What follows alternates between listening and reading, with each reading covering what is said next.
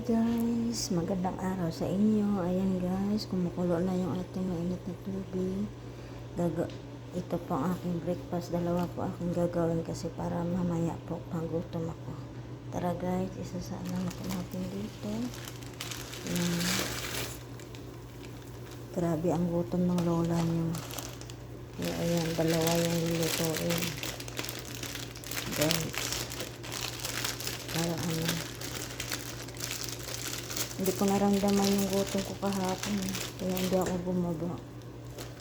Saka na ako bumaba, gabi na rin. Kaya ayun ang simula ng peace offering namin ng amo kong babae. Oh, wala naman ako masabi doon. Kasi madali lang naman mawala yung nila, galit nila. Kaso lang, iba pa rin yung dating sa akin. Siyempre, Pinoy tayo. Alam naman yun ng Pinoy. Ugali ng Pinoy, di ba? Ma-pride, konti. So, ayan guys. Ayan.